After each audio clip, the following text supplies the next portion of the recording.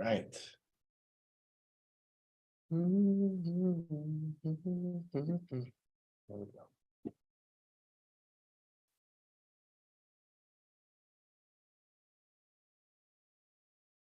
Okay, welcome. Jason Murphy, Rebel Dharma, Wednesday night. Glad you guys are here. Those of you in the room, those of you on the Zoom. There may be a few more people joining us.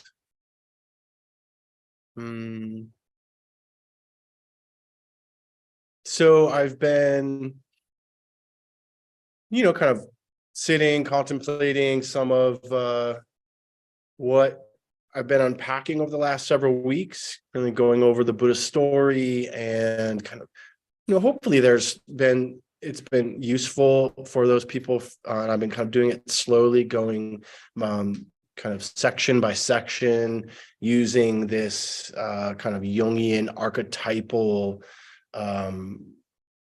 understanding of it's called the hero's journey, which is kind of a, well, actually what a lot of our movies are. I think I was talking about The Matrix last week too. The Matrix follows the hero's journey, and it's also very in line with a lot of Buddhism, but there's a lot of violence in it also, and some cool martial arts stuff. But anyway, the calling, the departure, the struggle, the awakening, and the return is the trajectory that I've been going with. And I think we've gotten to the awakening a few times, and then I think we kind of run out of time. So I'm just going to start from there today, and then kind of talking a little bit about. Well, we'll get into it. I'm not going to talk about what I'm going to talk about. Instead, we're going to meditate for a little bit, and then go from there. But I wanted to see, is there anyone that's new that wants to introduce themselves in the room or on the Zoom? All right. And also know, like, if you are just tuning in tonight or you're here tonight on YouTube under No BS Buddhist, it might be the No BS Buddhist. I kind of can't remember. I've been recording all of these, so they're posted there usually within a week or so. All right. Yeah, well, let's go ahead and kind of settle in.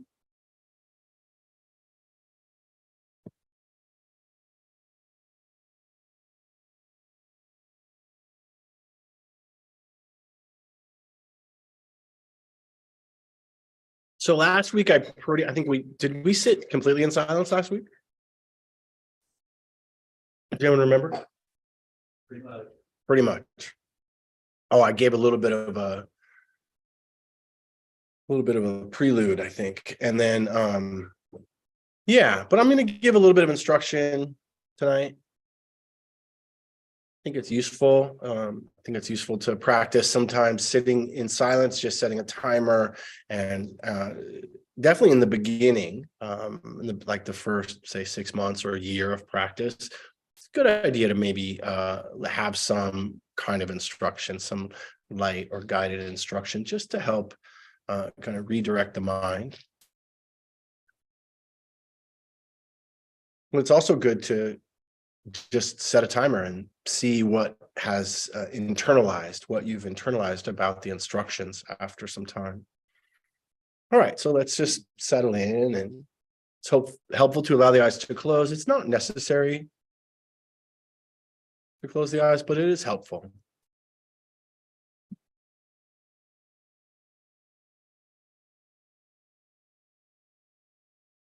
Just arriving here.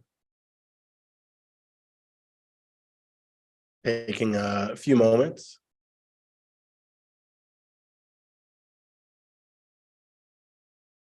Just kind of feeling into the body.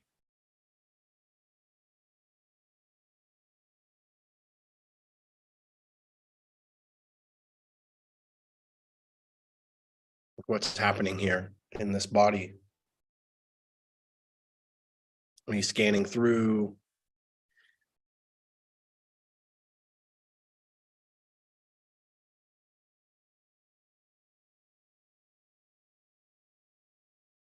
Just noting any sensations, pleasant, unpleasant, neutral.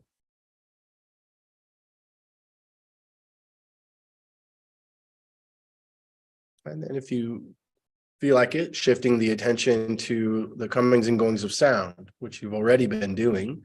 It's just been, not in the forefront.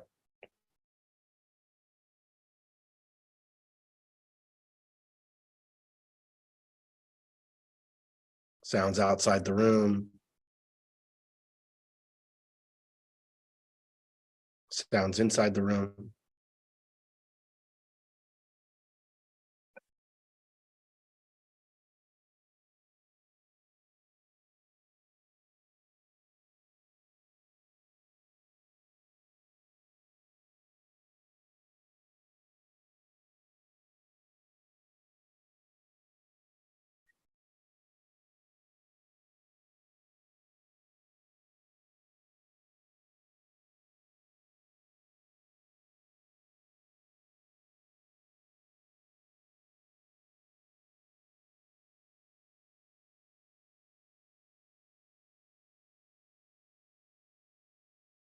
Good. And then again, if you feel like it, helpful to aim the attention towards the experience of breathing. This present time awareness.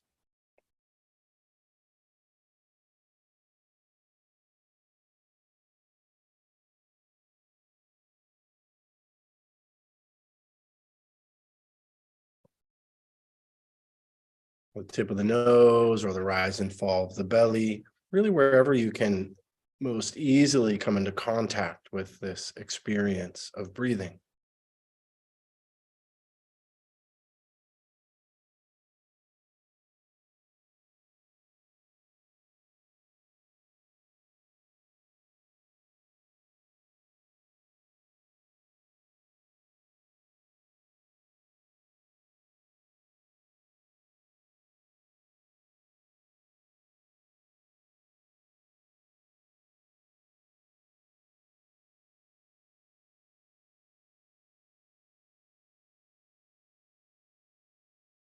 Of course, as we settle in,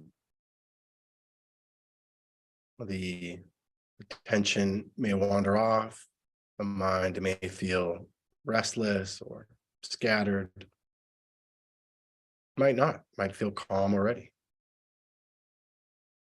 Just noting that if the attention does wander off this present time experience, breath, body, sound, then it's not a problem. And just acknowledging perhaps where the attention has gone, future or past, without getting lost or any more lost in whatever the thought content has been, or the mental fabrication is the way it's described. Instead, just noting future, past, or thinking.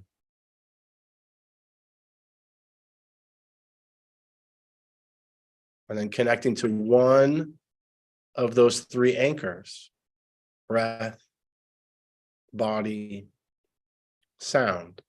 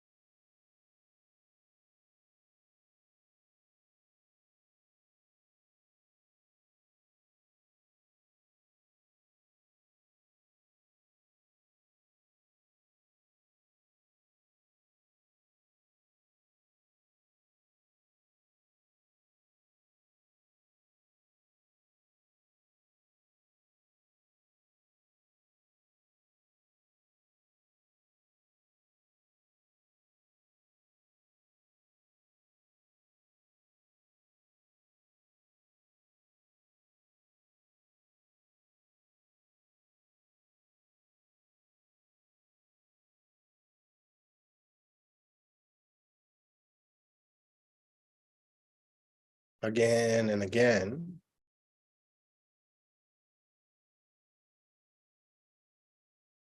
Just recognizing whenever the attention wanders off. Might be helpful to note thinking or planning, future or past, something simple. If it's a story that's repeating, perhaps just naming story.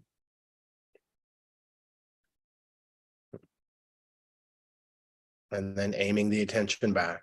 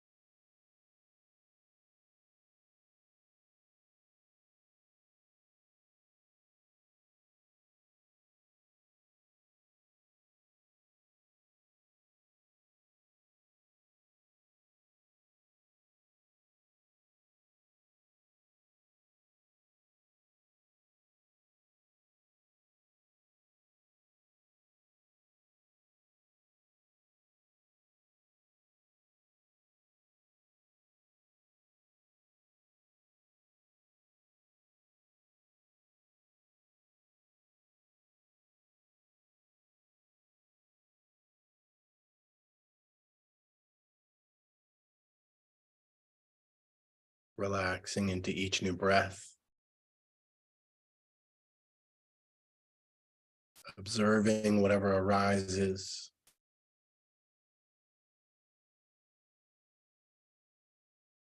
And allowing whatever arises to stay for a time and pass away.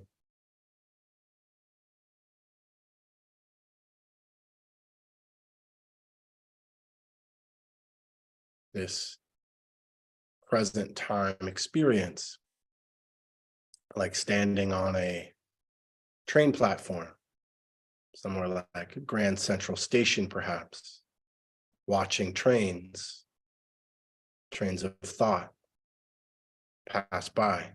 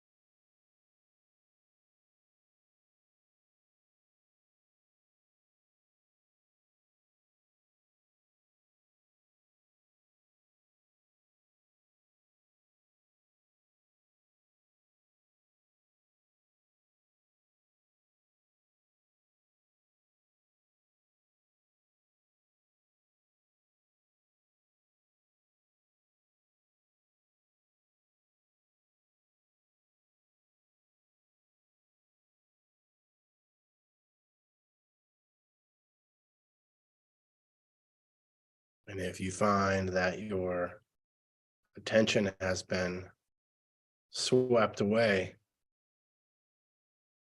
into one of the trains of thought, it's not a problem. Just get off the next stop.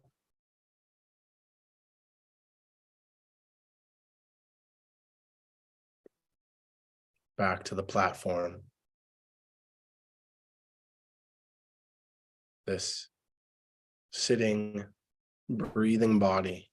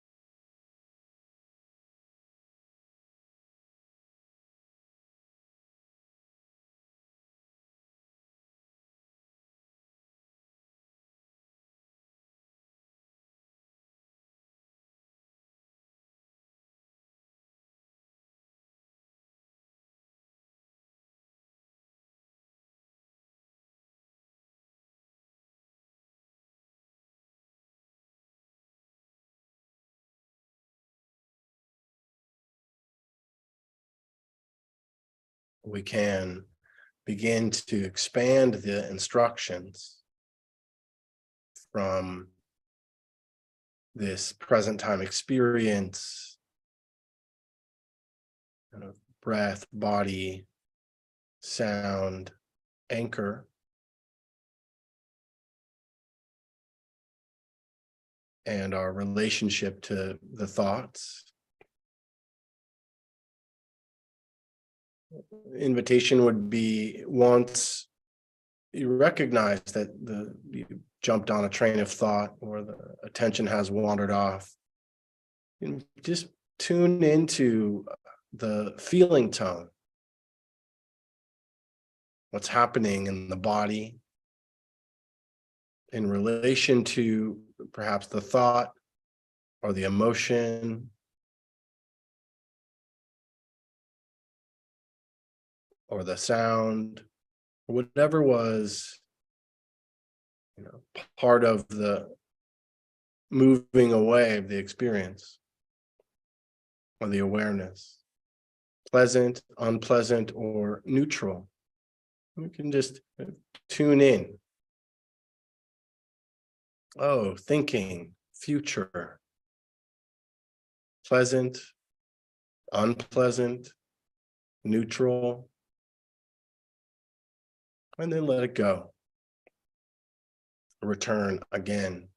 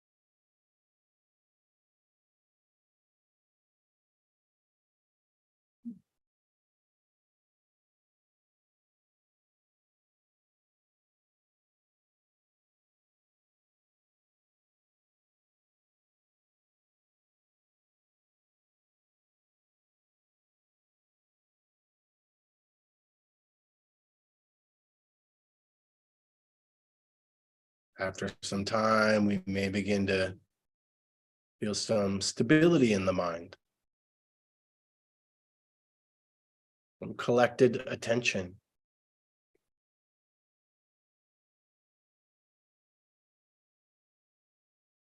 From this point, we can continue to explore with the feeling tones. We can begin to turn a mindful eye toward the mind itself. Again, not getting lost in the story, more like seeing the thoughts, the themes, instead of trains of thought that we get sucked onto. More like clouds in the sky, or bubbles forming out of the stream, out of the movement. And just observing with a sense of curiosity. What is this thought? Is it pleasant? Is it unpleasant? Is it neutral?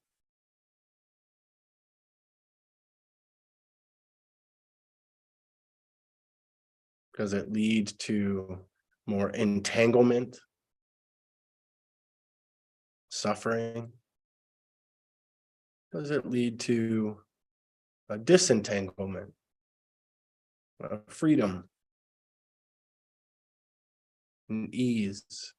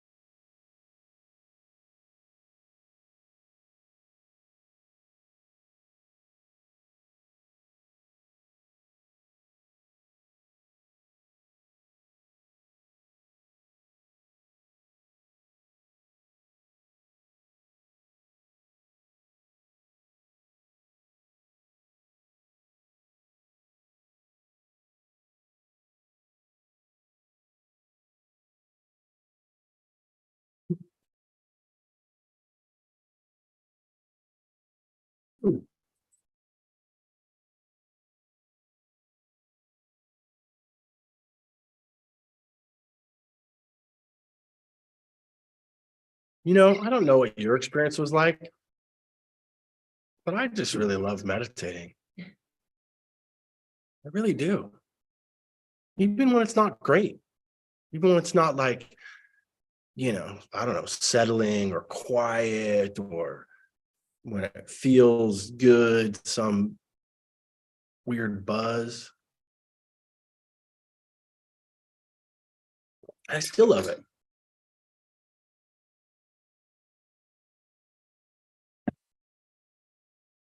course, I may be, alone in that. I don't think so. Several billion people that meditate.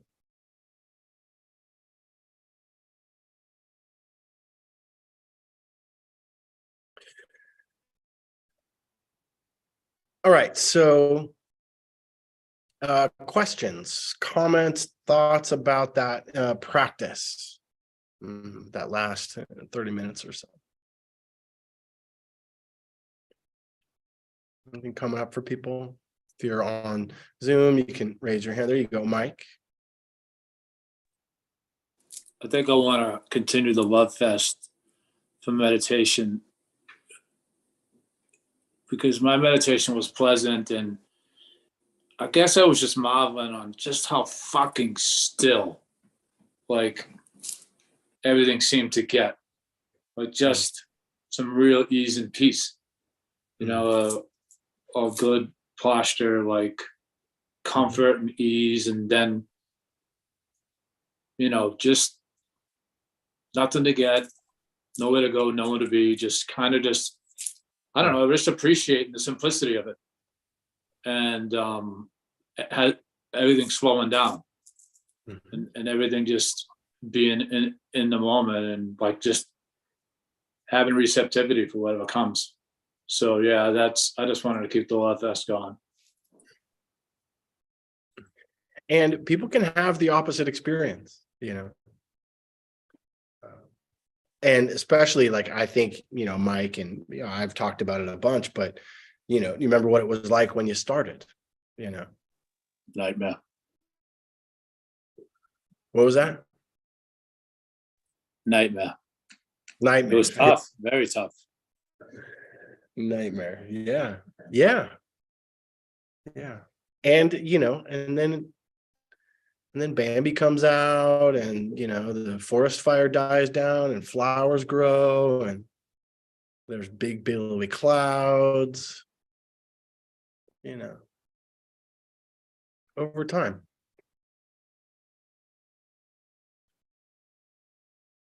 Through the shit, the lotus will bloom.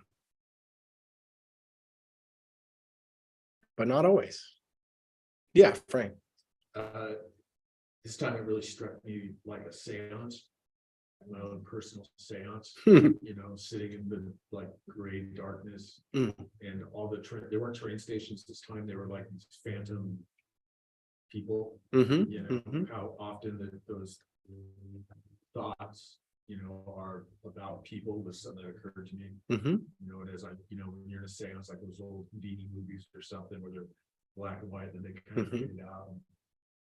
You're visited by a presence. Yeah. But that's when you let them go, they kind of like fade out like phantoms, and also another one. Yeah, that's a good a good description.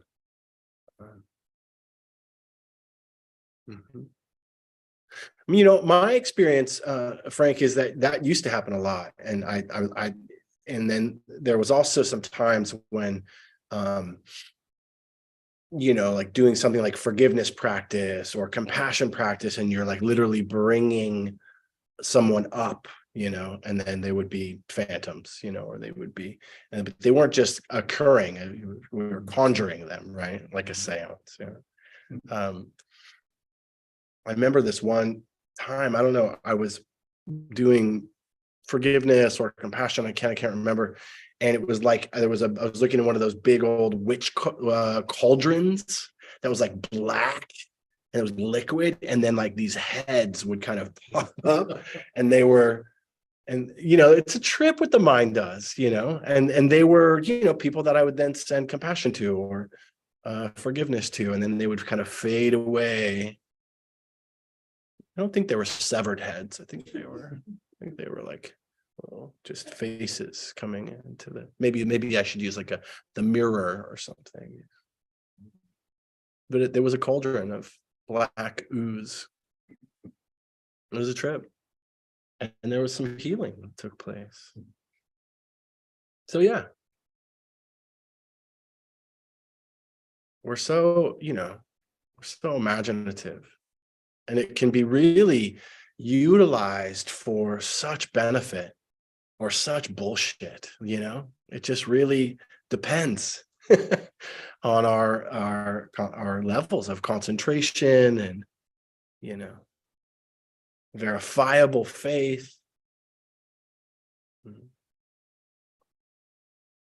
Causes and conditions.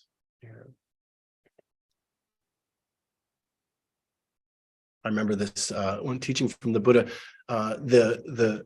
the same mind that causes suffering is also the same mind that will free us from suffering.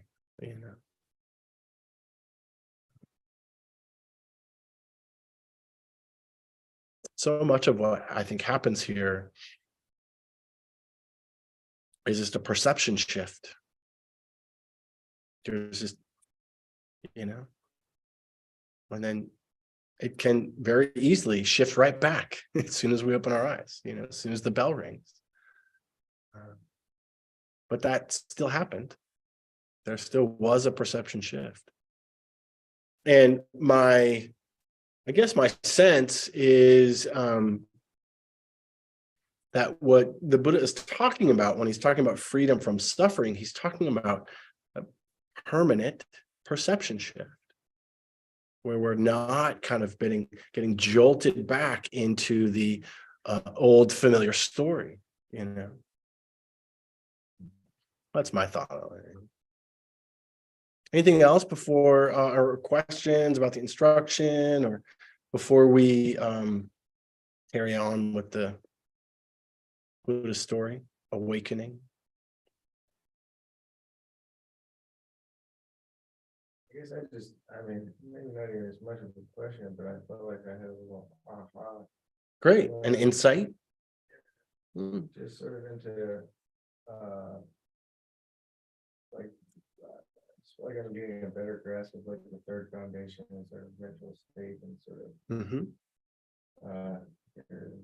just, I find that even, I don't know, whatever, maybe it's the translations, but like the words that they use in the sutta and stuff, or I get it, but like I find a lot of times I don't know the word for it, and I'm just like, that's fine, I don't need a word, but like, oh, this is what it is. It was just unique, and it was just different, but just sort of mental state. So there was a little more clarity in your own mind around the ability to kind of be and then see the workings of the mind. What's arising in the mind? What pops out of the cauldron? Yeah. This is like loose, more like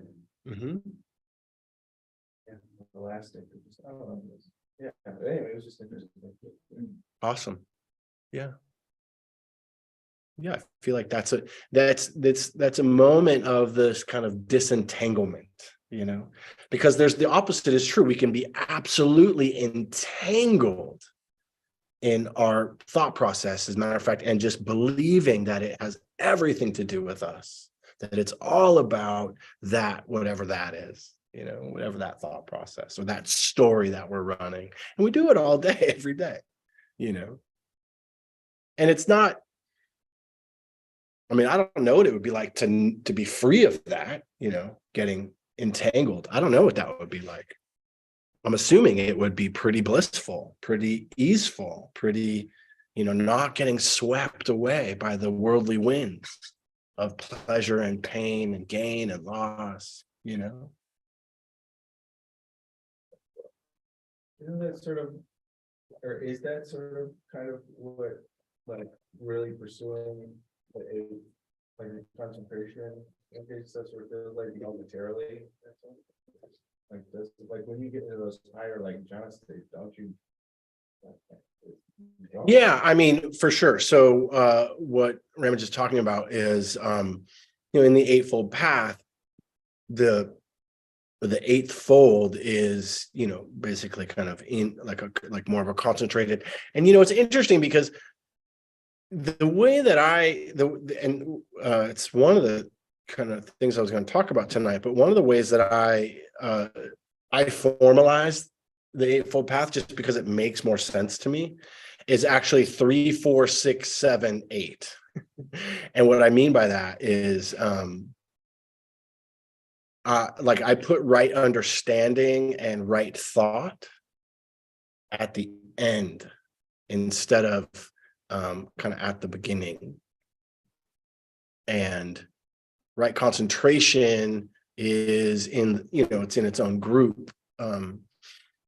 Because I feel like what actually happens, what you're talking about, jhana states are this, kind of fine tuning the mind, the ability to kind of really focus attention and not be perturbed by all the busyness, right? Or whatever might be coming and going, thought wise, mental fabrication is what I called it tonight. I don't know if you guys caught that or not, but it's one of my favorite translations of the third foundation is Tanasadu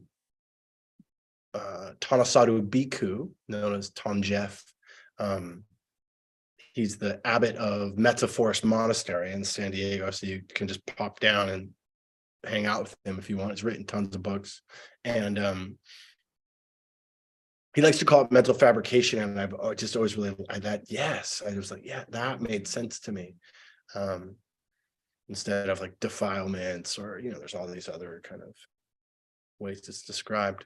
But my understanding of concentration, or at least on that kind of like deep concentrated level, and this will kind of lead me into kind of recapping and then continuing on with the Buddhist story. But the jhana is, deep levels of awareness, which, the Buddha moved through several, I can't remember if it was a 7 or 6, but there's kind of jhana levels of experience. Jhana is this kind of just states. They're states that arise. And, there's lots of kind of lists about jhanas and about enlightenment factors and this and that. And they're all really just, these are states or phases that one can experience during meditation. Particularly long, quiet, secluded, like on a retreat, can really tap into some of these states. And my understanding of jhana, when I have experienced some, is that that can be, that way, right, where you can really be kind of, you don't even really see, like there's actually, there's a level of concentrated state where there actually isn't greed or hatred or delusion or thought, that there's it's like a clear slate, clean slate, and you're just being, you just are. And it can be pretty blissful. And then the bell rings, or the bell doesn't ring, but that will change. Jhana states don't last forever. And then it's, Jack Kornfield wrote a book, After the Ecstasy, Do the Laundry.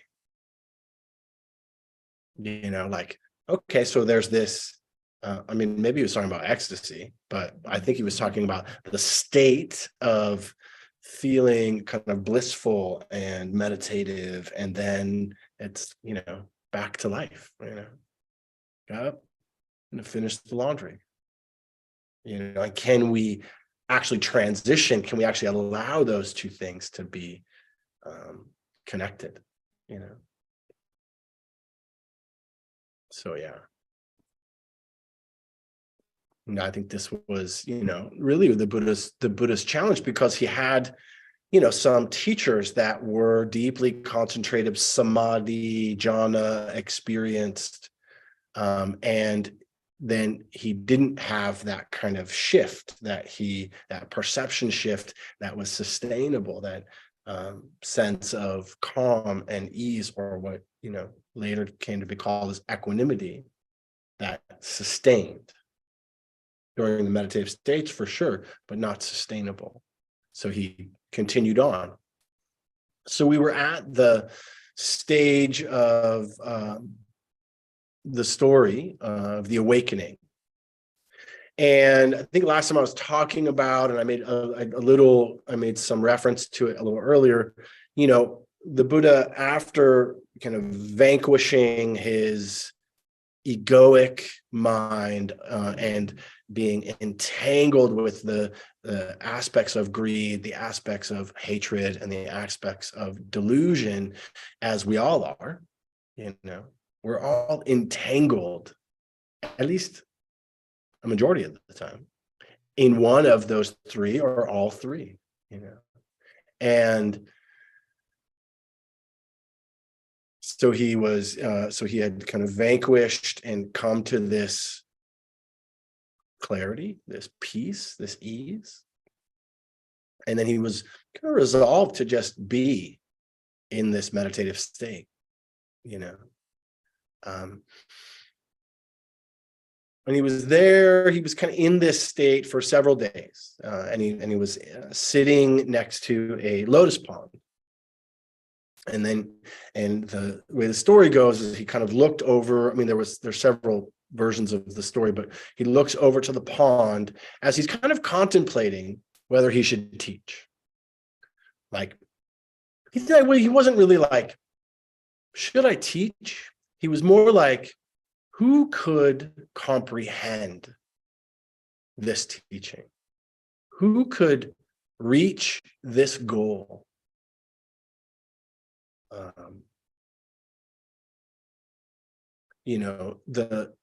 Something like, this is where the against the stream teaching comes from. Something like, I traveled so far and it was so arduous, was so difficult.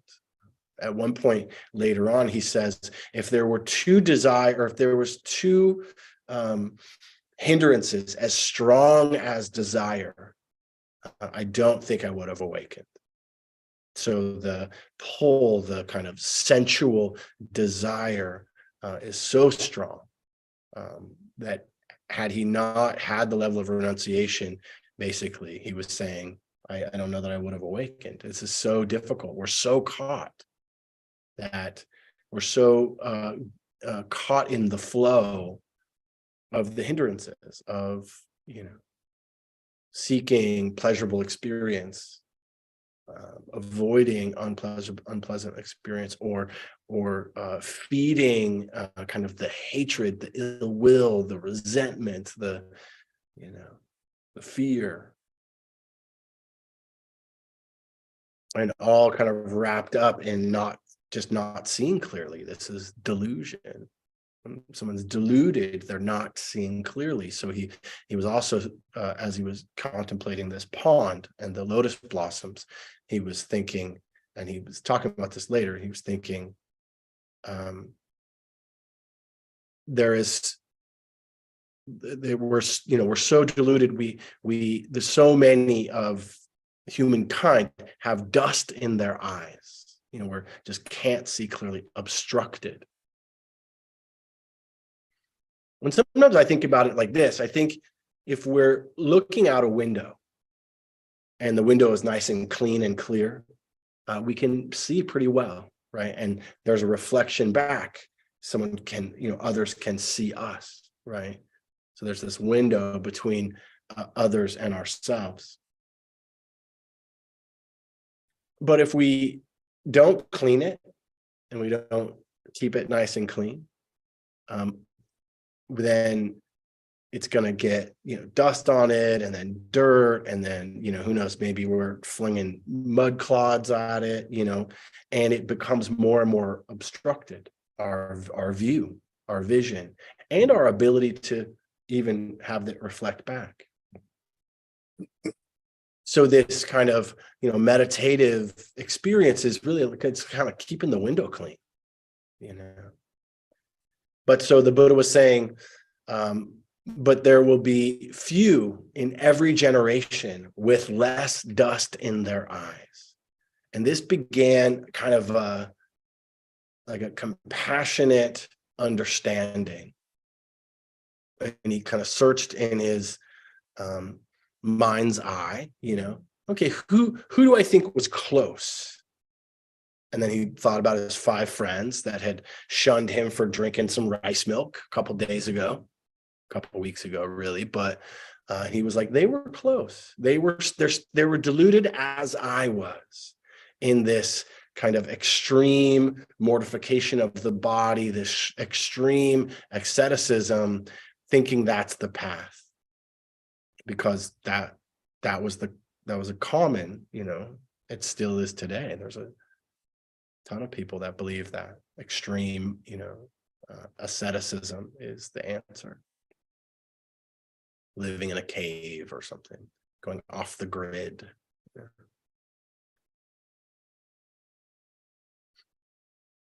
So he looks over at this pond, and he starts to see there are certain, he's saying yellow, pink, blue lotus blossoms that are rising above this stagnant. I don't know if you've ever seen like a true lotus pond, but it's stagnant. And, mosquitoes and little worms and all kinds of weird stuff going on in there. And then usually it's sometimes deep, sometimes not very deep, but there's like some super murky, and there's a lot of sediment. And so he starts to see, okay, there's certain lotus blossoms that have risen above the murkiness of the water and are unstained by the water. And then there's others that are just below the surface that didn't bloom. And then there's others that are all the way down, still in the seed. But every lotus blossom starts from a seed. And he, in this story, he's saying, so all beings have the potential, as I have the potential, to free their hearts and minds, to rise above, the challenges of greed, hatred, and delusion. And so he gets up. He's like, all right, I'll give it a shot. So he gets up, and then he starts walking to his 5 friends that were, shunned him like a couple weeks ago. And then he gets, and there's a place in India. It's called Varanasi, but it's actually Barnas. Barnas is like deer. It's called, also known as Deer Park, and that's where the ascetics were. And he was in Bodh Gaya, which is probably about a 3-hour train ride. So I don't know how long it would take walking, but definitely like a day, not more, in India. And so he started walking, and eventually, there's a couple other things that happen, but I'm gonna speed it up a little bit. But he gets to his friends, and as he's on his way, well, actually, I guess it's important. As he's on his way, he comes across 3 travelers as he's walking. And the travelers see him from a distance, the Buddha, this kind of newly enlightened being. And as he approaches, they ask, there's something different about you. Like, what's going on? Are you a god? And he was like, no, I'm not a god. Are you like an angel or like a deity or something? No, I'm not. And they kept kind of inquiring, because there was some glow about him, some lightness, some aura. So they ask a third time, And the Buddha said, I am the Tathagata, which means I am awake, right? I am the awakened one. I have awakened. I've seen the truth. I'm no longer bound by greed, hatred, and delusion. And they're like, all right, whatever, dude. And they just kind of kept going. They didn't really get it. Because at first he was like, oh, well, if I just declare that I'm the awakened one, that was the truth. But the passengers were, or the travelers were like, yeah, okay, if you're not a god, and then you're just some guy, who has a good complexion. So they kept going, and so as he's telling the story later, this is all kind of him talking to his disciples, kind of a few years after all this stuff happened, and he says something to the effect of like, okay, so that didn't work, and I need to try to formalize a way to deliver this teaching so that it can be received. And so this is where he came up with the Four Noble Truths, and the fourth noble truth being the Eightfold Path, right? So he gets to his friends, and there's I can't remember their names. I mean, I have it in a book somewhere, but there is one of the guys' names that I remember. It's like Kandana, and Kandana with a K. And I think David is actually there too. And they're these kind of key figures in the Buddha's story from this point forward. But Kandana sees him and says, oh, there's the ascetic Gautama, but there's something different about him as he approaches. And from the way the story goes, that some of the others were like, oh, see, he was so indulgent, he's drinking rice milk once a day. He's clearly lost his way from the path, right? And so, but he continues to approach. And then Kandana says, well, let's see what he has. Let's offer him a space and see what he has to say. And kind of noticing, yeah, there's something different about him. I mean, not only has he been, kind of drinking rice milk, so he's not, a waif, right? He's got a little bit of sustenance, but there was something else that was noticed: the complexion, the way of being. Who knows? So they make room and they invite him in. And this is called the turning of the wheel of Dharma, because he basically said the same thing, like, oh, well, what's happened? How are you different? And he said, this is the way. The Buddha never called himself the Buddha. I'm the Buddha, right? That was given to him. He called himself the Tathagata. The Tathagata means like the one who has done the work to awaken. That's kind of loose translation. He never called himself like the awakened master or Lord Buddha or any of that stuff. So the starting of the wheel of turning of the wheel of Dharma is this, this first teaching that landed. The first teaching was really him kind of being like, yeah, I'm awake. And they were like, all right, cool, man. Stay woke. But then didn't get it and kept moving. So the Four Noble Truths, which we talk about all the time here, this was his kind of first formulation. And he basically said, I have discovered, I have found, there is suffering in this world. There's a declaration, the noble truth of suffering. There is a cause to our suffering. There is a cessation of our suffering. There's an ability to remove this suffering. And then there is a path leading to the end of suffering. And they were interested. You know, they're like, oh, okay. So you know, we knew about the first two, but the second two, you know, we didn't really know that much about. So what can you tell us? And then he kind of broke it down further around this understanding of the Eightfold Path. So I want to, well, I guess, I mean, I don't know. I'll kind of open up there.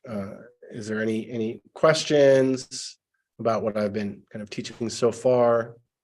Talking about, I have a couple like some notes and stuff, and then I wanted to go over the. I wanted to kind of talk about the precepts today. Hopefully, we'll have time. I don't know. It's a pretty big part of how we end suffering. Yeah, Frank. I have a feeling there's like a cultural thing maybe that I'm not getting from that time period.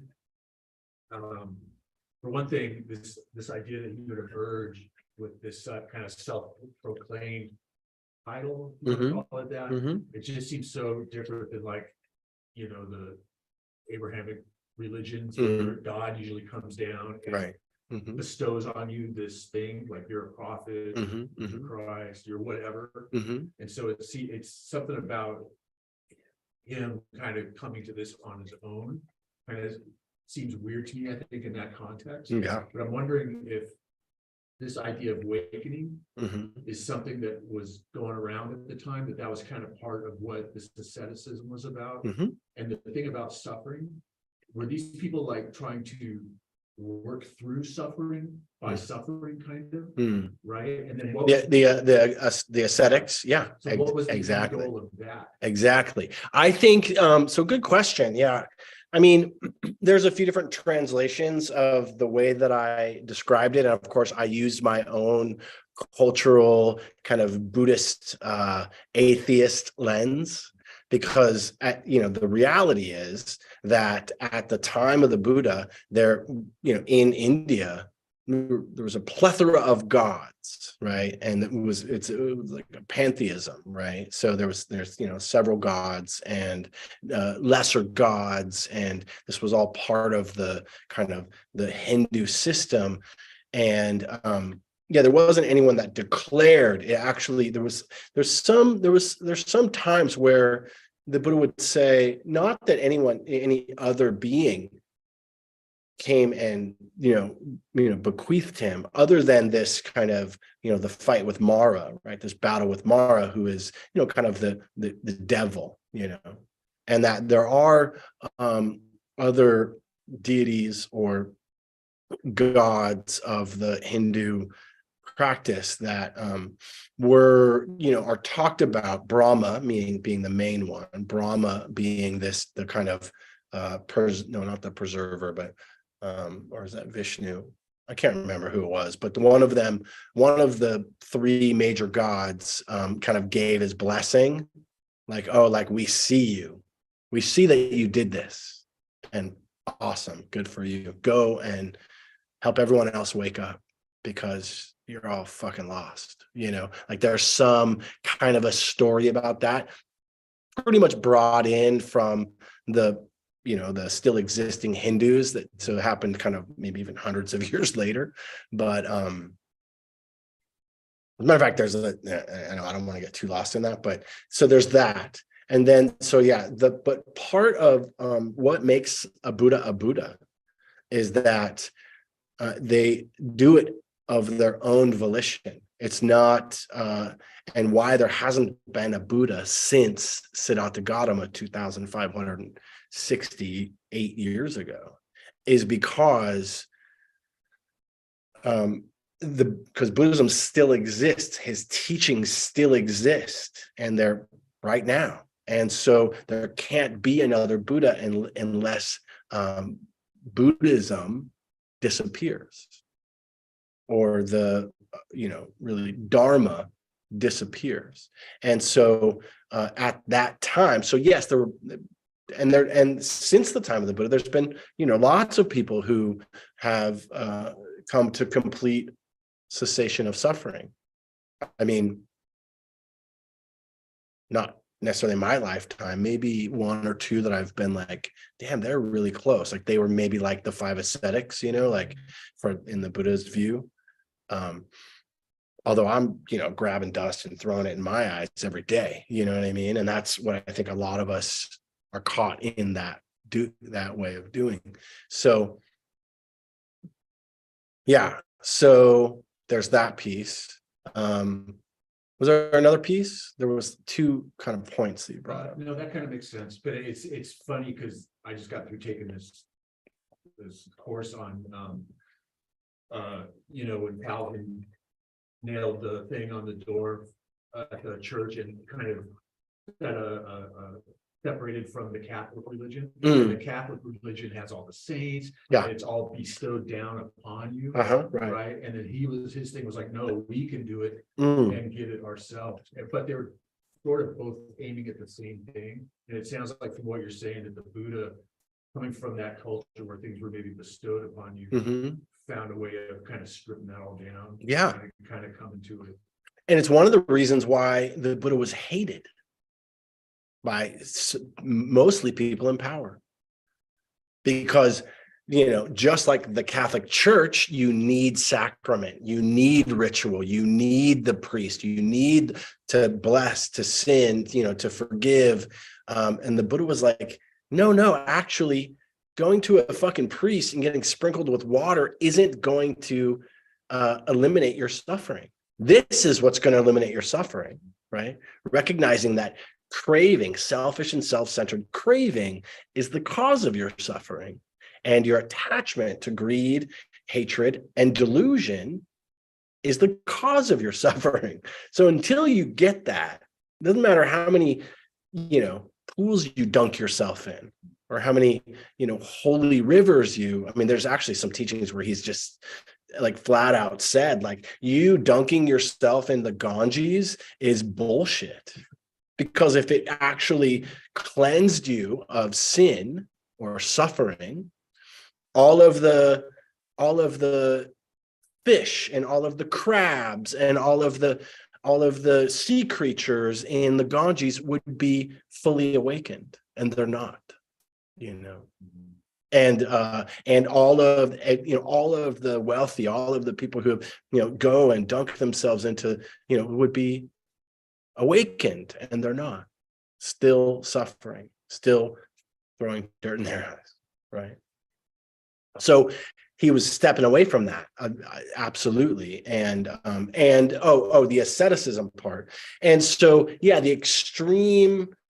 That had something to do with kind of, I think there was a belief that the body is the cause of suffering, and our attachment to the body which there's some truth in that, right? Or especially just our beautification, our kind of, our, fascination with youth, and how, remember when you were young and you wanted to be older? Remember that? And then all of a sudden it's like, oh, wait, because we're going closer and closer to death. And so escaping death means staying young and vibrant and beautiful. And that's a huge cause of suffering. And it's part of that what the Buddha later kind of sussed out on this Four Noble Truths is that we have a craving for existence. That's that kind of staying young, being rich, whatever. I think what Musk and Bezos, they're like, oh, we finally made it. Now we want to figure out how to life hack, right? I want to stay, 51 for the rest of my life, right?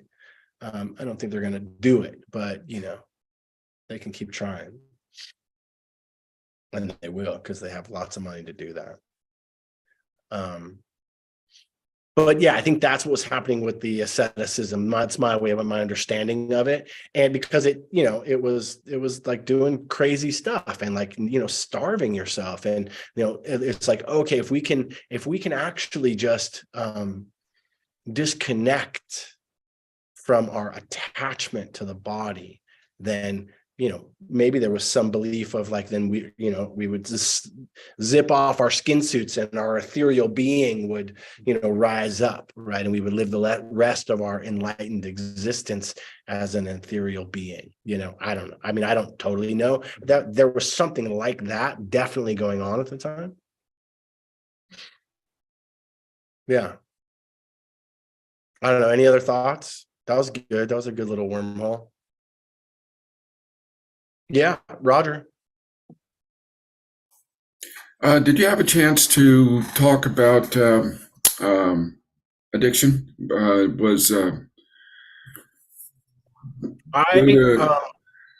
Yeah, go ahead. No. Finish.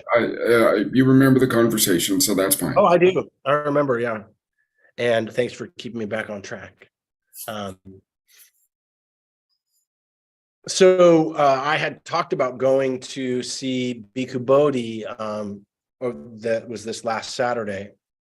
And I was sick, so I ended up not going. I was like literally sick in bed, deathly ill. And now I'm feeling a lot better, which is good. But so I didn't go. And yet there basically, and I kind of answered it yesterday, but there is a little bit here that I pulled in the teachings where like the question was kind of, did the Buddha do drugs? Like, what was that? Was the Buddha popping, mushrooms? Is that how he really got enlightened? There's a lot of people these days that really want to believe that. They want to believe that. There's an alternative story about how he died, actually. There's two stories about how the Buddha died. One was that he ate some rancid meat that was offered to him, and that poisoned him. And he actually knew that he was going to die if he ate what was offered. But his conviction of only eating what was offered, and there's a whole nother kind of piece to that story. But the alternative version is that it was a mushroom that poisoned him, and whether that was intentional or unintentional is a whole nother story, because people were trying to kill the Buddha all the time. So anyway, maybe they were magic mushrooms. I don't really know, but the Buddha definitely, and there's this one kind of spot right here where I think he's talking about sensuality. Oh, maybe it's in a different one than I.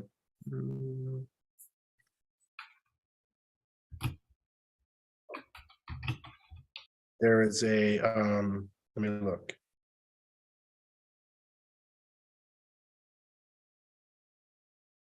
This what I'm looking at is, it's called The Buddha and His Teachings, and it's this book that I got at a Sri Lankan monastery. The abbot there was like, oh no, that's not who that is. The abbot there was like, here, this is for you. And I said, okay. He gave me a couple other books, and I really been digging this one. And I can't remember exactly where it was because I didn't mark it. I was going to talk about something else, but he's basically talking about the extremes, as he's talking about the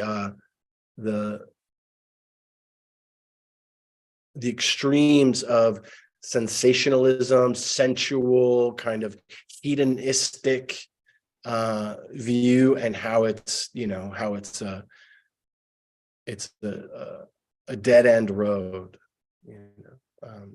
It doesn't, there's no kind of continuation on that path. It will always come to an end and fall short of reaching the goal, right? So that kind of constantly seeking pleasure, this is creating an addictive cycle. And he talked about that. He talked about that with sex. He talked about that with drugs. He talked about that with alcohol. He talked about that with food. He talked about that with like this constant kind of existing being, pleasure seeking. It is a cycle that just continues suffering to no end. Yeah. I was just curious, the goal, you said the goal. What would the goal be with Mhm. something like that?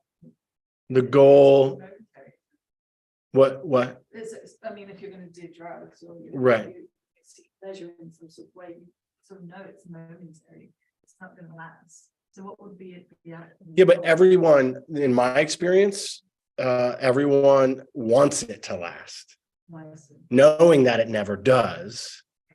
You know, so this is one of the definitions, which I really love of suffering is grasping hold of a rope that life is pulling from you relentlessly. And it's your grasping to it that's giving you rope burn, and the rope burn is suffering. And so all we need to do to end suffering is let go. Right.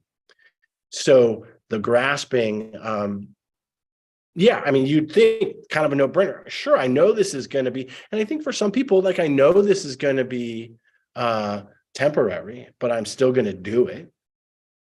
Right, knowing that it's going to be temporary, but then choosing that sensual pleasure over and over and over again, instead of doing the, quote unquote harder thing, which is to be with what is unpleasant.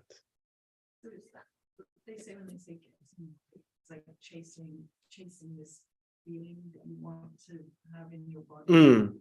Is that You mean like, is that what people that suffer from addiction, Yeah. with, they say they're getting right, getting straight? Yeah. It's basically like, I want to reduce the craving that I'm experiencing, because if I don't have the substance, then, I'm having craving. So that means getting right is it actually really just means reducing the craving, or the Joneses, or the withdrawals, or, whatever else is going on there. All right, so yeah, so to answer your question, Roger, I didn't get to ask Bhikkhu Bodhi directly, but I do have a sense that he wouldn't, the Buddha wouldn't have, I mean, whether he used drugs or smoked hash or whatever, I don't know, 2,568 years ago in rural India, I absolutely believe that alcohol was present and that hashish was present. Chilam is what they call it in the teachings. Still very present today. Not a lot of drugs in India, actually. I don't know if you've ever been there, but kind of hard to get high. And it's even kind of hard to, get alcohol, because there's so many kind of Muslim influences now. And, that's outlawed in the Muslim world. And in the Sikh world, which is another aspect of a religious group sect in India. But yeah, so my sense is the fifth precept really developed as the Buddha's kind of just recognition of, yeah, this is a cycle, that all of these things are going to continually lead to heedlessness, right? The inability to follow the other five. But he was very, and we were talking a little bit about this before, like Brian and I were talking about it before you guys all showed up, that I mean, meditating while loaded, it's like, how could you really get clear? Yet some people, it's like, oh, I'm gonna smoke some weed and meditate. I remember when I was a kid, and there was a certain bud called Buddha Thai. It was Thai stick and it was called Buddha Thai. It was brown. It had seeds in it. It kind of sucked, but I used to smoke it, and I had this connotation that, that if I get, maybe this is like connected to meditation, or enlightenment, or something like that. And I do think that people become spiritually dependent on substances as a way to reach some kind of goal, of, freedom or awakening or enlightenment. The same goal, that we're really trying to find. But the Buddha basically just was like, yeah, none of that is going to work. It's all a dead end. It's all because because what causes suffering? Excuse me, craving. Craving causes suffering. What do drugs, alcohol, and greed continue to cause? Craving. So it's not gonna help. So addiction and greed are very closely related. Most people from the Buddhist kind of personality types that are considered greed types are generally also addicts or alcoholics. Yeah. And so it's a kind of and then that's why there's so much addiction transference, moving from one primary substance or behavior to perhaps another, so we're just about out of time. I got a little bit farther on the awakening story, but here's the thing, after this time, the Buddha taught for 45 years, right? Day in, day out, homeless, walking from place to place, gathering disciples that are like, the Buddha didn't ask for any disciples. He told these 5 guys, hey, this is what I did. If you want to do it, if you want to achieve what I believe I've achieved, then do what I did. And thus started the Sangha, and also the middle way, which is the middle way between extreme hedonism of just doing whatever the fuck you want, partying it up, woohoo, fuck it. What happens when you die? Nothing. We don't care. We just want to party now, right? Or extreme asceticism, which is, I need to release my attachment to this body by harming myself. So we'll pick it up from there, the middle path, and I'll talk more about drugs and alcohol or addiction. And, also you can Google it. All right. So thank you all for the time and attention, and those of you online, those of you in the room, if you want to support this center against the stream, please do so.